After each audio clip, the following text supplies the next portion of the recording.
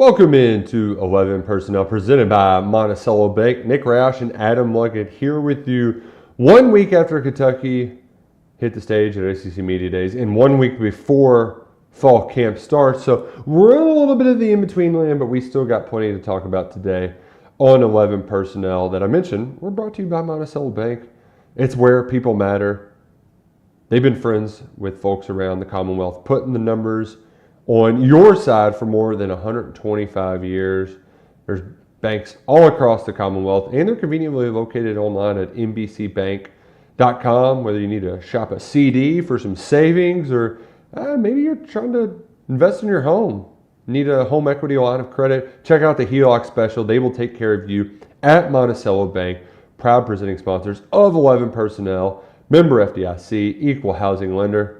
Mr. Luckett, how we doing today? Have you unpacked your bags from Atlanta? I think my wife did that for me, thankfully. What a gal. Love her. But if you notice, the room's a little different. Yeah. Painted, shift the desk around. So I'm still kind of in the decorating frenzy, but, a little mix up here before the season starts. So we got to figure out where we're going to put the helmets. I've got some bats I'm going to hang up. Bats? Around here. Yeah, I would go get it, but I don't want to leave you here. Like Louisville Slugger bats. Nice. So I got stands for those. We got a little thing I'm going to put my credentials on over on this wall, Nick. So yeah. I've got a drawer full of credentials. Maybe I can just get them out. It was one of those things where early on, I remember people used to be really big on that. Now I find them all over the place, and I guess if I need to get in somewhere, I've always got one handy. Still got this one out there from Media Days. Did you get happy belated birthday? How did we celebrate at the Luckett household? Did you get a little Roosters action in? I did not. We just I worked. No, yeah. And then I worked out, and then we got Elno Pal and a nice chocolate cake. Oh, saying happy birthday. Is that the preferred cake, preferred dessert? What is Luckett's go-to? I usually do the cookie cake. Oh, I decided to mix it up a little bit. Okay. This year, and so we just did a little small. I'm the last We have like a July birthday blitz here at the house, and I'm the last one. So everyone's typically running on fumes, and typically the SEC Media Days is during my wife's birthday, so you can't make yours a bigger birthday. Precisely. You can't have a big blowout when I get back to celebrate mine. So, but it's all in good fun. We had a good time. I'm a carrot cake guy, and it wasn't always the case, but in recent years, just I don't know, it's a little different. You get the cream cheese icing. I'm a big fan, or an ice cream cake, because like that, who doesn't like ice cream cake? Someone who's lactose intolerant, but outside of the people who are anti-lactose, ice cream cake's a winner for everybody. Because I would argue that if you do the ice cream and cake, oftentimes the ice cream is better than the cake. So, big fan of those. We've even tried homemade ice cream cakes. It's not the same, but it's ice cream. It's the best. Ice cream rules. Yeah, for me, it's not something I want all the time, but definitely when you mix it in there, especially on birthdays, it's a must-have. Wait, you're not all the time ice cream guy? No, I wouldn't say so. I'd rather have a cookie, I guess. Like cookies, I can do all the time if we're talking dessert, but ice cream all the time. See, I could do. It doesn't matter how much food I've eaten. There's always room for ice cream. It fills in the cracks a little bit, right? Like it just. It's a bowl a day keeps the doctor away, right? That's exactly what I learned from my Catholic school education. We're going to get you learned on what's happening around Kentucky football.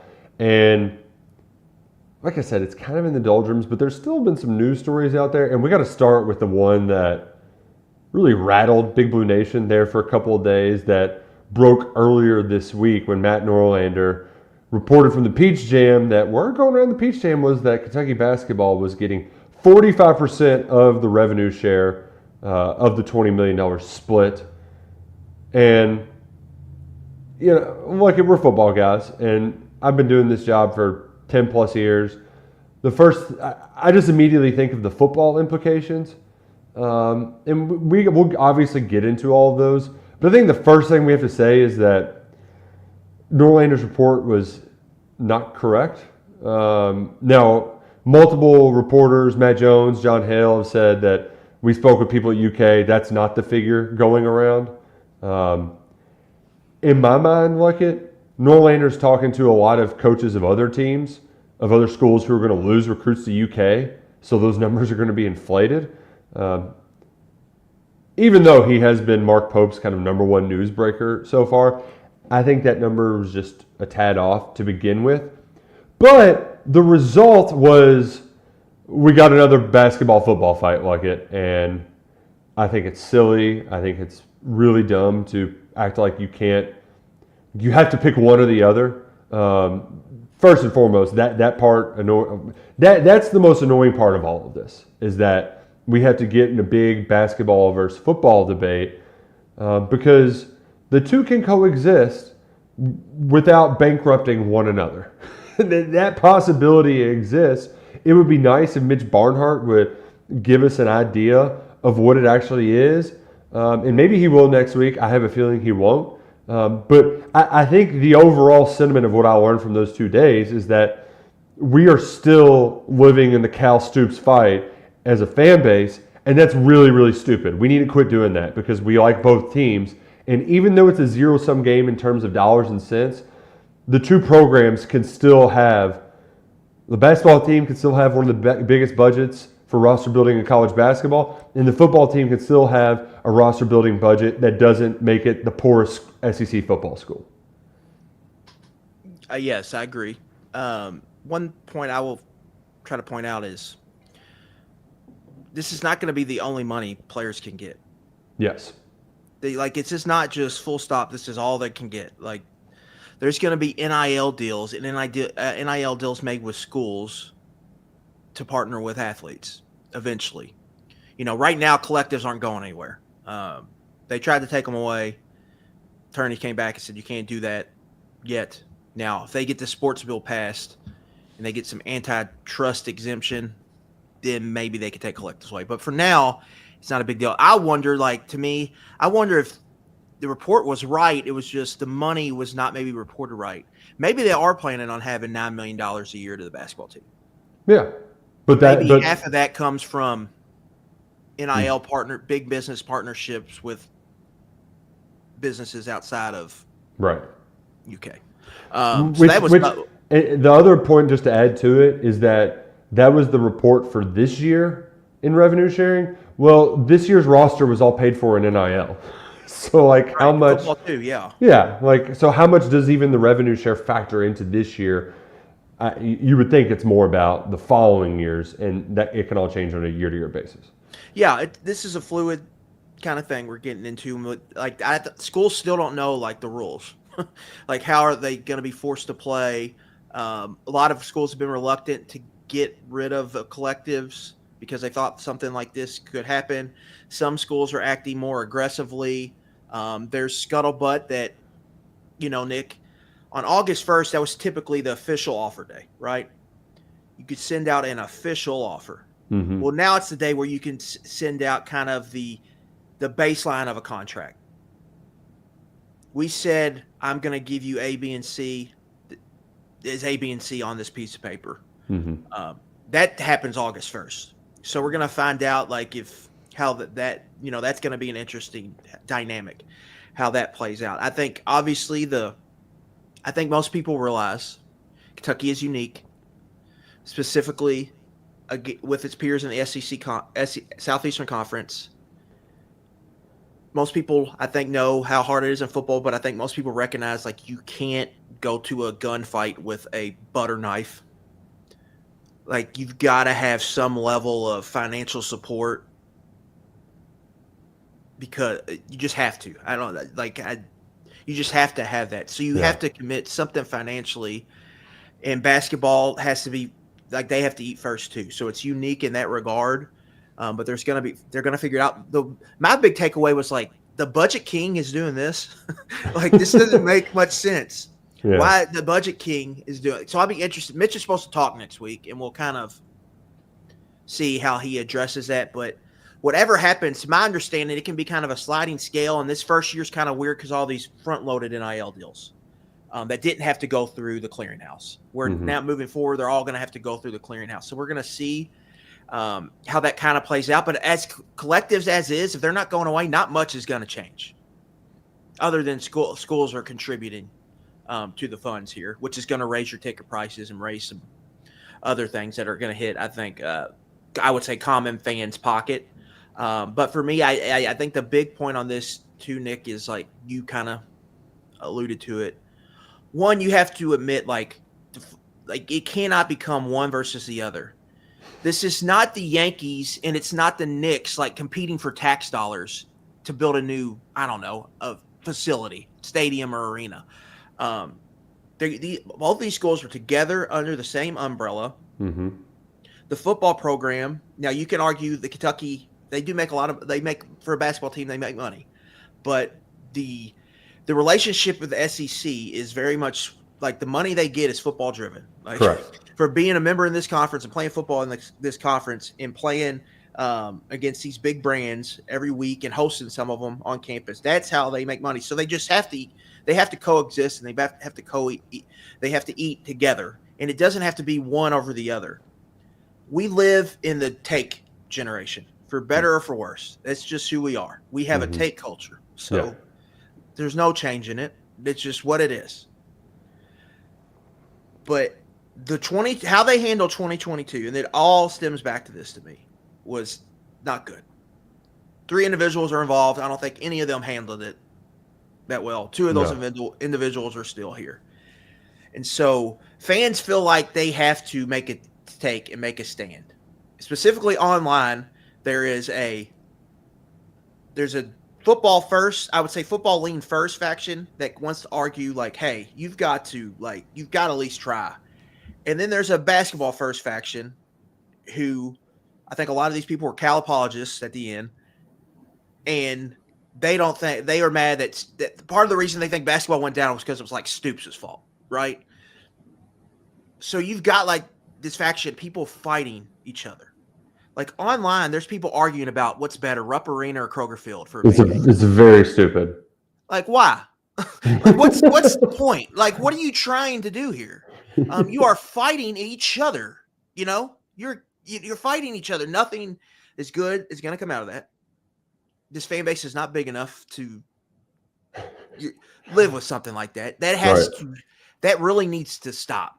And that's why I liked what Mark Stoops said this week. Mm-hmm. Because he was asked kind of a gotcha question by the ESPN. The segment before Stoops came on, Nick, they were, all right, Dallas Cowboys and Love Island. So that was like the segment, Dallas Cowboys and Love Island. How will they like each other? Yeah. So like these are the kind of questions you got. So it was kind of like, the question was this. Evan Cohen, I believe, is the ESPN host. The question was this. It was a loaded question. It was, I have a theory. It wasn't even a question. It was, I have a theory. Do you agree with it? His theory was that being the coach at the school, at the program that's not as important as the Blue Blood program, is the best jobs. And he used like Nate Oates in Alabama as an example. Like any football coach, or even like if you ask Nate Oates that question, I don't think they're going to love that question. Like, it's like, why is your program's not very important? That must be a pretty cool, fun job over there. But Stoops kind of went out of his way to kind of praise the basketball program. And that was the first I've really heard him kind of do that effusively. I think to me, that was him reading the room of what was going on in the fan base, and that that's got to stop. Like this fan base, it's not good. It got a lot of activity on our board this week. Yeah. I participated in it and shared my kind of point of view. And there's a lot of it. I felt like weirdly there was assumptions that like Kentucky was going to ruin, like the university was going to ruin Kentucky basketball. Like it isn't a machine, you know? Like not anyone, like this isn't a program that has had 5 coaches win a national championship over, 50 years or whatever. Like, oh, this is going to stop. They're not going to be any good anymore because Kentucky, what's going to be their doomsday is that, they didn't Get as much support the money. sacred cow, Yeah. They came in here and let these guys eat our sacred cow. Like, we ruined everything. And that's never going to happen. You got to use some realism in this, but I just think we're fighting for no reason. And it all goes back to that day in the summer in August 2022. And we have to get past that. And I don't know how they're going to get past that. Is it the thing where everyone from that day has to leave? I don't know. But to me, that was kind of my bigger takeaway. We have to get past that. And you have to realize that both programs are going to eat at the table first and they got to get money. But, you do have to commit to football. You can't just say the hell with football. Some people are talking about like, just get rid of the football team. Well, do you realize like, part of the reason you can fund a basketball team is because you're in this conference. And if you're not in this conference, it's going to be much harder to fund the team how you want it to be. And football is a major component in that. Well, football season tickets, fans in the stands. To your point, a lot of it is people are also fed up with Mark Stoops and they don't want to give him anything. And that's part of the reason why I just have been urging Mitch Barnhart to be public with how they're going to manage it. Because the misinformation only fuels animosity and just speculation among the fans, right? Like we're talking about like, oh, is this leverage to get Stoops out of there? And first and foremost, if you don't fund the football program properly, then you're not going to get a coach worth his salt to come in here. Secondly, every time we've asked Mark Stoops about revenue sharing, he's given nothing but public praise for how the university's handled it. In fact, it's what stopped him from bitching and moaning last year and complaining about NIL fundraising. He had a meeting with Mitch Barnhart, and they both broke from the meeting and said that they got assurances that they're going to have what it takes to compete. For all intents and purposes, like the budget is 2.5, 3 times bigger than it was a year ago to build this year's roster. So I don't think that's the case. And then the other part too, like that, when people talk percentages, and I know a lot of it's just misinformed. They just want the basketball program to succeed, and I think it's a positive sign. I don't even know how much it costs to have a basketball team, and I don't think people know either. Well, and the other part, like the biggest part of all of it, whether it's 10, 15, 20 million, whatever it may be, you're paying fewer players. Like that's just off the top. You don't need as much money as you do to fund a football program because the number of players. But secondly, we all watched Jasper Johnson's announcement. The kid had on a Morgan & Morgan shirt. He got his Donato's pizza box to deliver his announcement. There was like 5 NIL sponsorships tied to it. You don't think that they can't do that for Kentucky basketball? Like, yeah. Like that. It's easier for that basketball because it's smaller players. Yeah. And it's more synonymous national brand. Right. And I mean, they're about to re-up with Nike. A lot of these kids are going to show up with shoe deals with Nike already. So I thought it was a lot of bickering just to bicker because it's late July. This is sort of stuff we get into. But the best, I'm going to tip my cap to you, Mr. Luckett. I think the best way anybody's put it to try to explain to folks who are upset one way or the other why you can't completely gut the football program was your comp to Major League Baseball, right? Kentucky basketball is the Yankees. Kentucky football has to be the Tampa Bay Rays. The Tampa Bay Rays have had more success in the postseason in recent years than the Yankees, but they did it within the margins. You can't make them the Durham Bulls or the Louisville Bats. You can't put them at a different level where they can't compete at all. So, and I think that's ultimately Mitch Barnhart's task is finding the right sweet spot in the middle. Yeah, that's the tightrope. Mm-hmm. He has to walk. But I just don't think the infighting and having a take and having to plant your flag on one side of the island. Like I had people claiming to me that I was being sour grapes, football only, yada, yada, yada. And from the beginning, I said basketball has to eat first with the football team. Like you have to, I'm not saying like you can't give the basketball team anything. They can eat first, but they don't have to eat more. Like there's a difference there. just how you supplement it, I think, with NIL deals and all of that is going to be real important. It's going to be a tightrope that you're going to have to walk, excuse me. But to my understanding, you can have sliding scales here, Nick. So you mentioned if you had a coaching change, maybe you early in a coaching tenure, you kind of like that's how you sweeten the pot in the hiring process. I think for like Kentucky basketball, I think there's, maybe 1 year you give $1 million more, $1.5 million more because you feel like you're close to the title, right? Yeah. Like, but you can't just year over year take $1.5 million, $2 million away from the football team so Kentucky basketball can have a good 6-man. Because that's really what you're kind of getting into from a basketball construct. You don't need you have to build a team, and you're going to build a team. If you're getting this extra $1 million a year, you're using that probably to bolster someone on the it's not going to be one of your best players bolstered. It's going to be, to go out and sign your number 3 scorer or whatever. And that's the part that gets back to, we just saw 10 years of this with Cal where he had all the best players. It doesn't guarantee that you're winning anything. And I ultimately, Mitch Barnhart, he catches a lot of flack from everybody.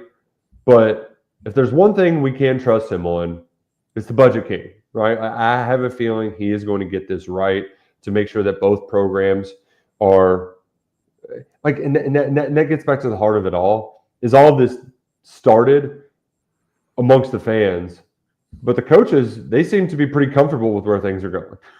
Yeah, which is why, they probably have some transparency that we don't have. Exactly. They know what's going on. And here's another part too, I think there's going to be more money to play with down the road in this piggy bank. We'll see if we can pry more out of Mitch Barnhart. But I don't think that they're going to be 20.5 numbers going up. Yeah. It's going to go up. And maybe Kentucky football, they're not going to have the same budget as Texas, but I don't think they're going to be 16th in the SEC every year. I don't get that impression whatsoever at all. And you know what? The sliding scale could go the other way too if Mark Stoops can get this thing turned around. Let's say it's back to old school Stoops football and you've got a 9-win team, but you need a quarterback. Yeah. To me, those are going to be the toughest decisions, I think. I think coming up with a number or percentage and staying in that, it's not going to be super hard, but I think there's going to be times. To me, I point to coaching change, most of it. Yeah. Like if you've got a coaching change and you're out in the market trying to hire a coach, to me, I think in those negotiations when the coaches, that's going to be a big talking point when you're trying to hammer out details for a job. And so can you move that a little bit to get them in and then, flatten the curve a little bit? That to me is when that is going to get real interesting, is when that happens. But for right now, I think, the number's going to be what it is once you decide on it. And then just kind of how you maybe bump it up a little bit, how you supplement it. Maybe you don't supplement it with the university's funds. Maybe you supplement it with, hey, we get $12 from Paul Miller Ford this year. Instead of 8 going to the basketball team this year, maybe they get 5 and the football team gets 7 so they can go sign this quarterback transfer from Syracuse or whatever. You know what I'm saying? Right. Something like you feel like they're close to a breakthrough. So maybe that's really, I think, where it kind of gets interesting. It's kind of how you allocate the funds, and the funds aren't just, directly from the school but there's still an NIL function. Yeah, that you're going to be able to use, and for your athletes, and the teams with the biggest fan bases are going to have an advantage. They are in the biggest corporations. So like a Texas Tech, they've pretty much got a billionaire who's writing nonstop checks down there. If he's willing to keep doing that, they're going to have, an advantage. Places like Ohio State and Texas, where if they want to go all in, they're going to figure out a way to do it. But it's going to maybe take getting more big businesses involved. But if the collectives aren't going away, you can still continue this booster fueled pay for play fundraising that's going on. It's July 24th. We're 24 days into this change, this madness. And that's the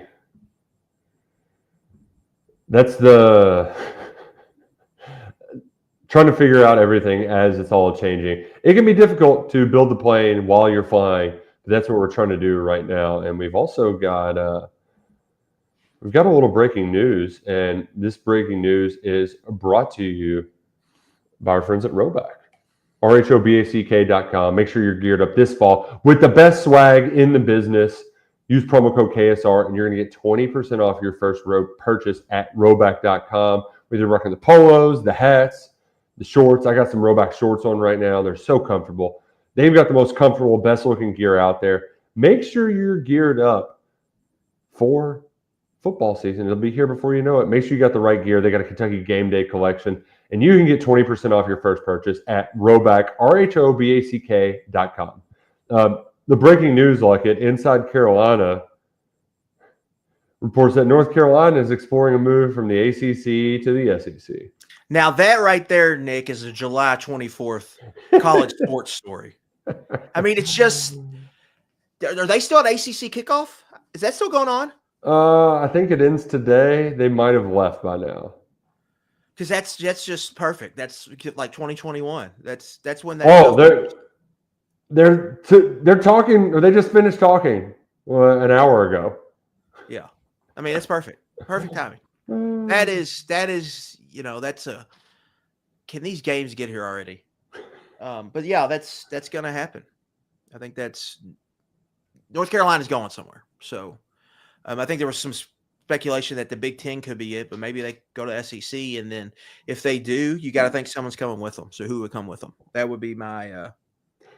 From the SEC standpoint, North Carolina always makes the most sense because Sankey's hit on geography, and also the SEC networks in Charlotte. There's a lot of money there, but this isn't Texas and Oklahoma. That's where SEC Media Days is going. They just don't want to tell us yet next year.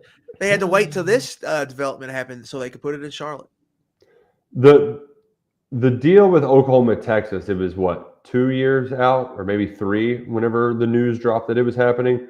This seems like more of it's kind of down the line because they negotiated new exit fees. And so starting in 2030, it goes from like $100 million to get out to $75 million, which still a lot of money, but you can make up for that in a relatively short amount of time. So it's still 5 some odd years away, but that ain't going nowhere, Luckett, right? The conference realignment. Just when we thought it had died down a little bit and it just only reached the lower conference ranks and we were getting into Big Ten and playoff expansion and all that, of course we got to get a story like this. Well, Memphis, save your money. Just wait for this to happen, and then you can just mosey on down there, and then we can get that Memphis-Louisville rivalry back. There we go. You want to talk about fighting between fan bases. Get that back on the schedule. Just get a bunch of Louisville fans calling them Memphis State. They hate that. They hate that so much. And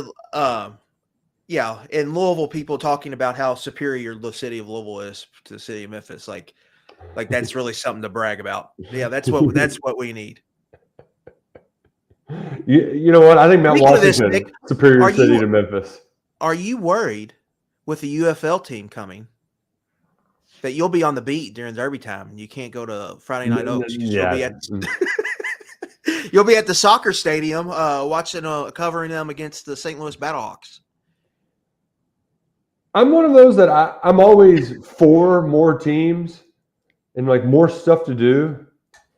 But like, let's be real, the spring football thing, it's something you might turn on every once in a while, but like it's not anything special. Maybe we got the Louisville City in town. I don't really like soccer. They play at terrible times because I have children. But if there's a UFL game on a Saturday afternoon in mid-May, or Sunday afternoons, so yeah, sure, I'll go. I'll take the kids. We'll have a good time. But the season starts in March and goes through. In March Madness, and then runs in the Derby for this region. Yeah, so I don't know where the appetite is, and then where are they going to play? You can do Kroger Field and L&N Stadium. If they could play at the soccer stadiums, that's a perfect venue. Because I think the DC one plays at the soccer stadium. I just can't imagine the soccer stadiums being like, sure, football teams, come here and tear up our pitch. Yeah. Do you have real grass, I'm assuming? I don't even know. Their soccer's like, we hate turf with a fire of 1,000 suns. We refuse to do it. So that would explain why no high school football games have been there yet. Because I always thought that was a little weird. And my thing It's too, extra money. It's just, you could yeah, extra money, just randomly have a game there. especially the state championship games because they're later on. They're in December. You would think you could get the Or field even Friday night when in March. fields start getting torn up in town to just, it used to be you would just go down to, Papa John's would randomly host playoff games. Yeah, A lot of the times, we practice there. yeah, Cardinal Stadium too in the old days. Yeah. This never really happened. I always thought that was Well, it feels like a perfect venue for like a big high school football game. for the state championship, 6A title between Louisville schools, they would sell out Lynn Family Stadium. But the bigger issue is it's not just the grass, but as Pete can attest, this damn soccer season, they play 10 months out of the year. It's never ending. It's always soccer season. Which I think is kind of the appeal to some markets to have them because it's constant, steady. It's not seasonal. It kind of goes year round, which is nice to get. You don't necessarily have to have huge crowds all the time. Mm-hmm.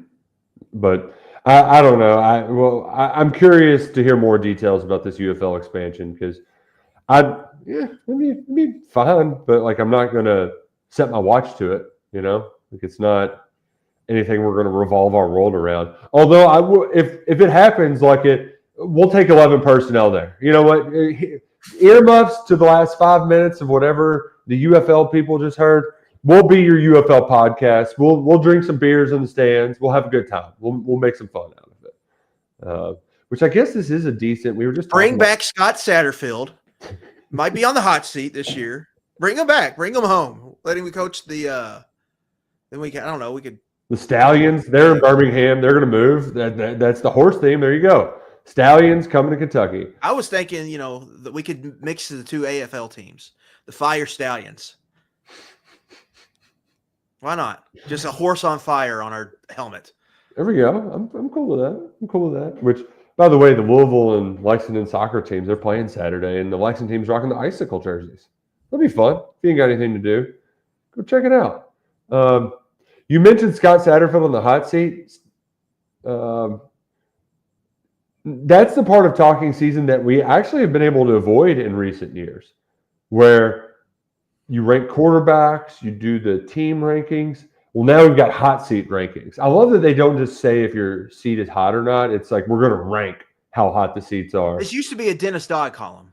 Yes. And he retired. I'm not sure who took it over at CBS. I think every big entity does something like this. Yeah. The CBS was one I hadn't found yet. I saw USA Today. I saw The Athletic. Pat Forty had his. And The Athletic, they're supposed to have a lot of journalistic integrity. And Pat Forty at least did his homework. He knows the state of what's happening in Kentucky because he lives here. Because Seth Emerson had Mark Stoops and Sam Pittman on the same hot seat, which feels unfair. I know maybe the fan discontent might be similar, but didn't Arkansas win 6 games last year and beat a number 5 team in the country? They did, but they had like this huge roster exodus. Again, yeah. They keep losing like 30 players to the portal. Like I was doing Ole Miss research today, Nick. Mm-hmm. 3 Ole Miss starters. There'll probably be 3 of their better starters started for Arkansas last year. Interesting. Guard, tight end, and cornerback. On top of, Kentucky's maybe best offensive lineman came from Arkansas. Yeah. They just lost, just churn there outside of Taylor Green really coming back. They just lost a lot of really good players. Like they lost a linebacker starter who Kentucky recruited. I think Brad Spence is his name. He's going to go be like a backup linebacker at Texas. So they lost a ton. I think that's probably the biggest thing for them. And it's just kind of been 6-6-ish. Well, in the situation in Arkansas and Kentucky is much different too for one big reason. And that was the reason that Pat Forty said, and that's the seat's hot, but it's insulated by an enormous bio. And like that, we don't need to beat the dead horse all day, but that's going to be a conversation point as we get closer to the season. What does Mark Stoops have to do to get off the hot seat? And really the answer is nothing like it. Like I just, that buyout's too much. I mean, we heard at one point last season that they even went to the table to see if a settlement was possible. They were nowhere close. A lot of bad things would have to happen for Mark Stoops to not be the head coach of Kentucky next year, because that settlement or that buyout would be the second highest in the history of college football. I'm curious what Ed O's settlement was, what they ended up, because that number's not public because they didn't fire him outright and get a buyout. They actually went to the table and got a number somewhere in the middle. I'm sure that was large, but nobody's gotten paid more than $30 million. $17 million. 17 was Ed Orgeron's? And then he's fighting in court right now to make sure his wife doesn't get half of it, or his ex-wife. Oh, I think that's how it got. It got public, was through the divorce stuff. Yeah. Because Gus Malzahn's was 20, and that was due within 3 days or something like that of his firing. But nothing north of that, ever. So it kind of starts and ends there for me. And the way that Mitch Barnhart has kind of phrased this is like, what if it was a one-year blip, a second bad year? That's when, like, because here's the big thing too, like he hasn't done it goes back to what we talked to 1 week ago today. A lot of the talking points were continuity, getting everybody on the same page, et cetera, et cetera. He hasn't done the break glass in case of emergency, and that's fire everyone. That comes before he gets fired. Yeah. There's some scenarios at play here. Stoops just retires. Yep. They have somewhat of a good year. He decides to return and bring everyone back. They have a bad year, and he hires a bunch of new coaches. Mm-hmm. And they try to, I think, they probably do the thing that I think some fans wanted them to do that this year was kind of repackage it and present it as like, all right, this is the year. If it doesn't happen this year, right? No votes of confidence. And yeah, maybe be a little bit more forward facing with the media and all of that. But we're a year away from that one. Yeah. The fourth and the last one is the Kentucky fires him and eats his buyout after taking an $18 million loan from the school. It's just not happening. Unless Joe Kraft says, Mitch, I've had enough. How big does this check need to be? Unless Joe Kraft he ain't going to do that either. Not going to do it. He's not going to do it. So those to me are the scenarios. It's Stoops either retiring or he's coming back either with, they're running it back again because they had a decent to good year, or he's doing a big kind of staff turnover heading into next year. Because we've talked about this, Nick. Now that Vince is gone, mm-hmm. contracts that are coaches that have contracts in 2026 are Bush Hamdan and Eric Wolford. That's the list. Yeah. Like every other coach is on even like Brad White, it's on an expiring deal. Mm-hmm. So coaching for their jobs. Right. Now I don't know. Maybe Shea signed a 2-year deal. I had to look that up. He did not, and that reminded me that I forgot to post his contract details. But he is on a almost month-to-month term sheet where basically they can end it as soon as the season's over with and not owe him like a buyout or anything. They're paying him small potatoes. LaDamian Washington, I think the other one locked in for 2026, but that's it. Yeah, because he had, he gave him a 2-year deal because he's a new coach. But the other, I think, option you would say is that they play well enough to where he finds an out at another job. It's just hard for me to envision. But yeah, maybe if they have a good enough year. But that's just really hard to envision. That's probably the least likely out of all of the options, to be candid. So we're saying this, and I know for a lot of people who have listened to this show and they're locked in, they already know this, but it's worth repeating because I think any hot seat talk is just kind of wasted air and just like trying to add stakes. The stakes are already high enough this season, right? Like it's going to be tough. It's going to be tough sledding.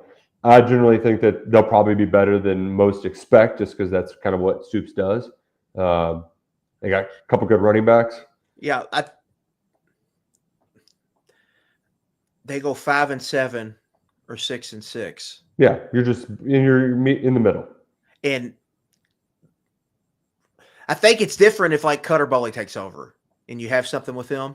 Mm-hmm. But what if it's just Calzada and you're still unsure about Cutter Boley going in the next year? Like that to me is kind of like, you want to talk about a weird kind of gray area, which might be the most likely option. Yeah. 5-7 Typically, it's year. 5-7. Yeah. I'm going to save this hot take, but we'll let it bake a little bit longer. But I've got a quarterback theory for the next 3 years that I'm cooking up. It's still in the oven. We're going to make sure that it preheats all the way and lets it sit in there. You got to stick the toothpick in to make sure that the chocolate cake is done. Yeah. To me, I'm thinking about writing a column on this, but Cutter Boley is the most fascinating player on this team, and he's not even going to start. Just from the fact that he's probably going to get a chance eventually to play. Yeah, Bush plays 2 guys. Bush plays in his history. He always plays 2, and you never know. Calzada could get hurt. Mm-hmm. Things couldn't go well one week. He's going to get an opportunity.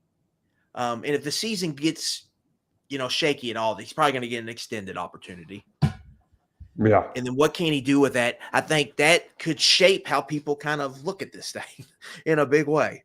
So he's kind of one of the more fascinating players on the team, even though they went out and got essentially a guy to play over him this year.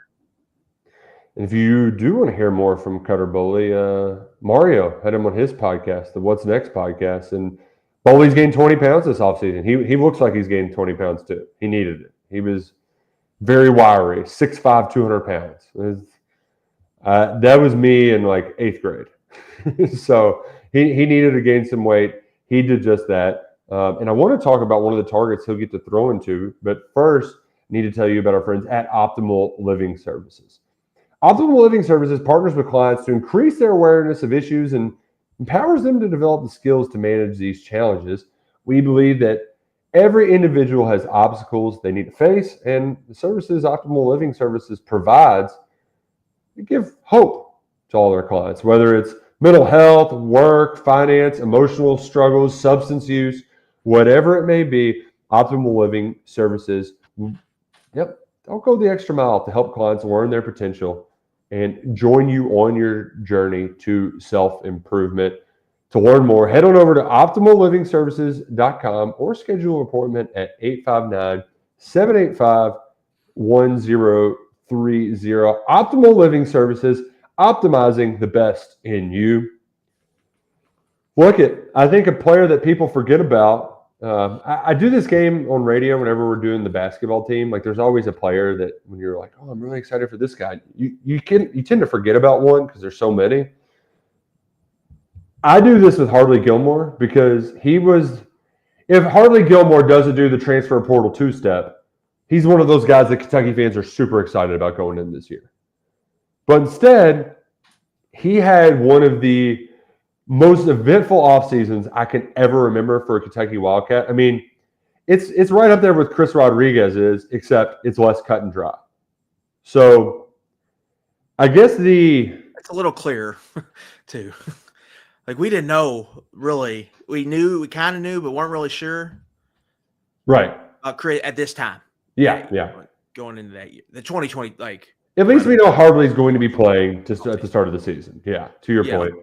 But so Gilmore hits the portal the last day it's open. He's going to Nebraska. There's mixed messages that we didn't want him. He was a bad egg. That's when we found out he got arrested. But then some are saying, oh, well, we'd love to have him back. Hell, maybe he might come back. And you're like, wait, what? He goes to Nebraska, is seemingly doing well there.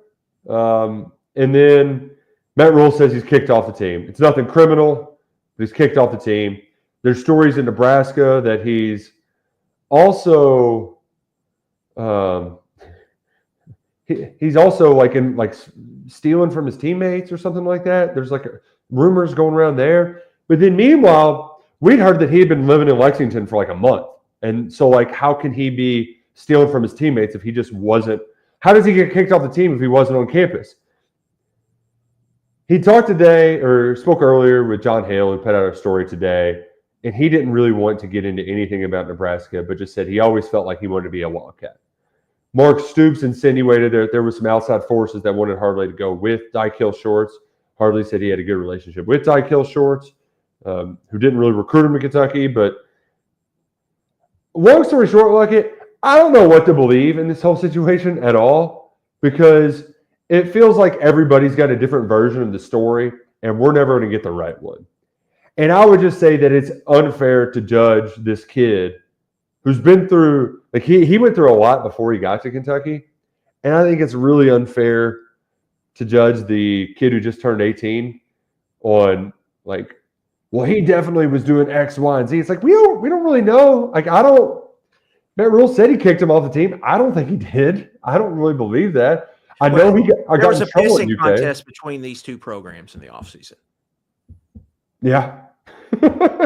Between, and I don't even think a lot of it had to do with Dane at all. It was mainly Shorts leaving. Yeah. And Kentucky, how the Kentucky got Dante Dowdell. And then how Nebraska got Gilmore. Like there was back when Vince was in the program, he was tweeting some about them. And then Rule had a whole rant about tampering. Rant in December about tampering. Yeah. So we have a giant pissing contest over it, as you said. I think Gilmore's stuck in the middle of a lot of it. And that's not to say he's a saint. I mean, he punched a guy in a parking lot at a storage facility. You can't do that. That's dumb.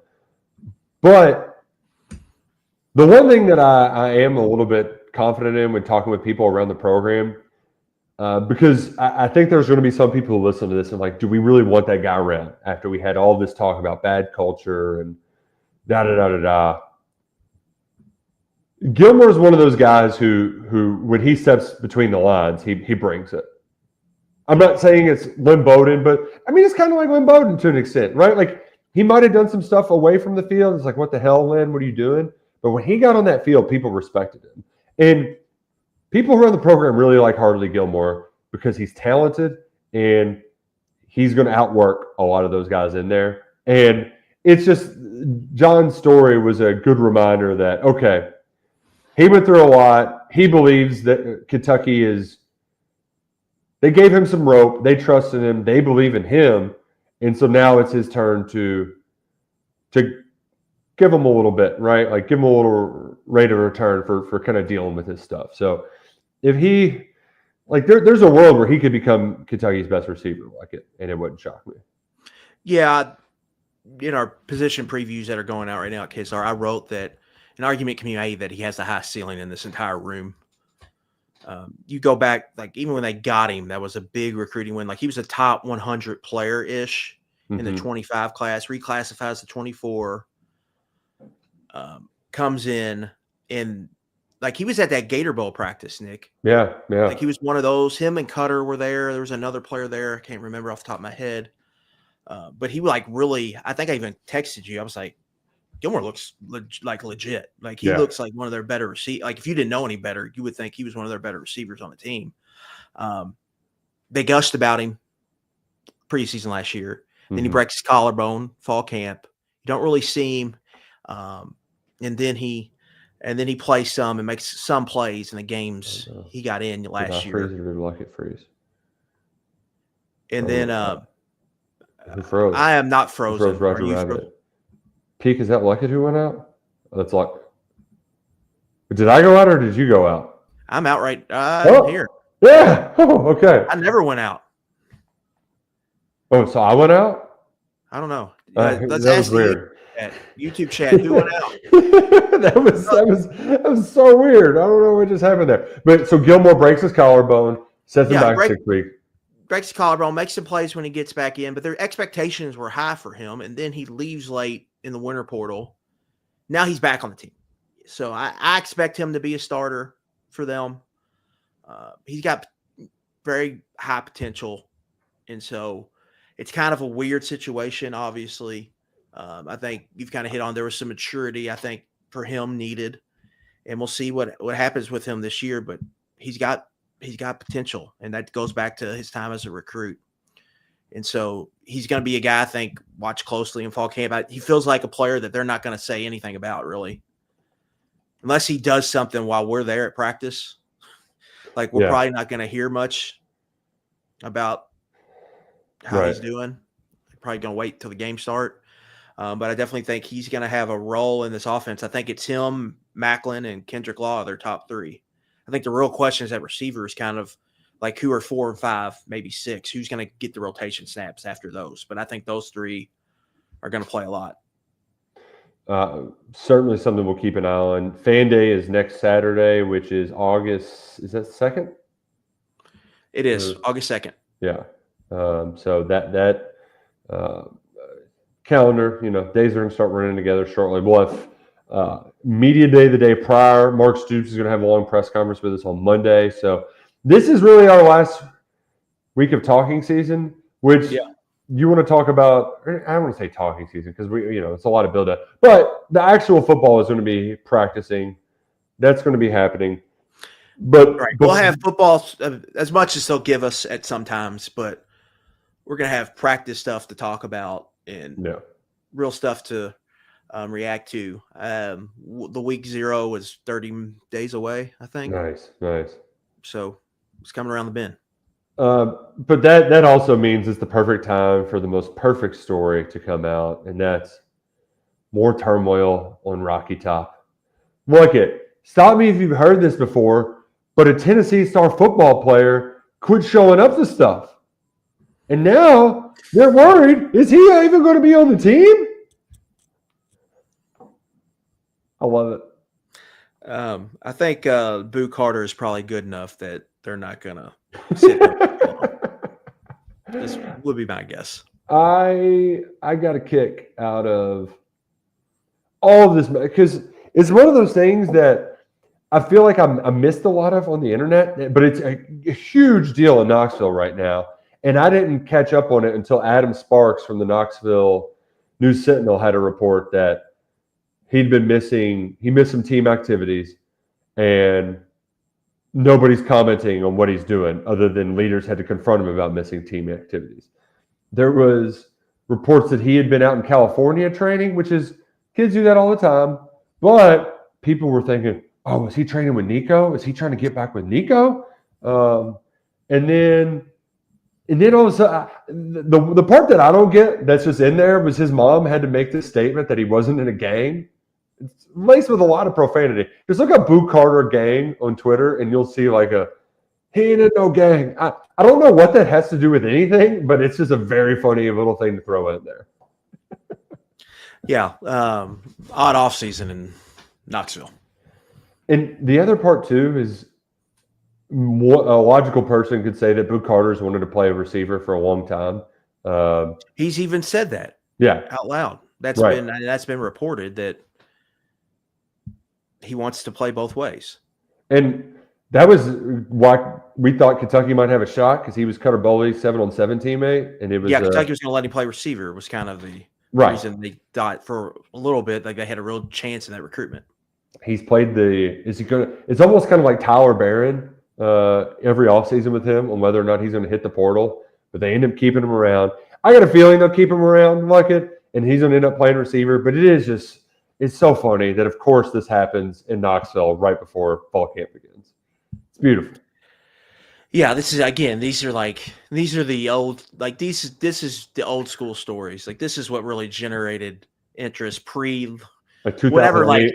whatever expansion slows down. This is what fed families in July. So good to see that we still have some of that. That's why I enjoyed this June with all the recruiting stuff and the flips and the nonsense. It was good to see recruiting could still be a circus. Good to see that hasn't changed. It was to me, it was a breath of fresh air. Just diving all into high school recruiting there for a month. It was just oh, this is nice. I don't have this is nice. This is what it was all about. That's the good stuff. Yeah. That's the good stuff. We got plenty of more good stuff coming to you. Like we said, a lot happening next week. We'll have you covered right here on the KSR YouTube channel. If you aren't subscribed, what are you doing? Plenty of stuff on KS Board as well. We're running position previews right now. I dropped some team intel today. Check that out. A couple developments within the program. So make sure you join if you haven't already with us over at KSR Plus. UK1, that's the promo code that'll get you in the door for a couple months. So, and with it, you get to see everything that's happening on the Cats Illustrated too, with our partnership with Rivals, where Justin Rowland's got Scoop. You're a KSR Plus member, you can go see that Scoop. You can't chat over there, but you can go check out what's going on. So, Fun times lie ahead, but for now, we got to say so long. Happy belated birthday to you, Mr. Luckett. Thank you. Hope you have an enjoyable weekend. Murray, Kentucky this weekend? It actually looks like that golf tournament is going to get canceled to heat. Oh, potentially. Yeah, there are heat advisories that are pretty. Oh, it's going to be a hot one. It's going to be a hot one. Yeah, so I think we might hit up the old neighborhood pool. Nice. This weekend. There you go. Perfect. Sounds perfect. Well, yeah, perfect because this is really, Nick. Yeah. We'll alternate some weekends here, but this is really. Yeah, there's not a whole lot of. Yeah. I mean, we'll be in Lexington multiple times per week. I got to fit in my last golf. 5 months. I've played 2 rounds or 27 holes of golf this year. I got 36 more holes to get into. All right, I've got them scheduled. They're on the books, and then it's all she wrote, man. Summer's almost. Our wives are going back to teaching next week. I know Taylor had to go. She has to go in again tomorrow to the office, do some admin stuff. So yeah, let's be real. Summer break should be more than 2 months. When she told me the date they were going back, I was shocked. July? What are we doing here? Even like Bullet East practicing snuck up on me this year. I was like, they're practicing already? And then I was like, well, it's mid-July. That's when they start. Yeah. It'll be football time in the Bluegrass. Before you know it, for Adam Luckett, I'm Nick Roush. This has been 11 Personnel.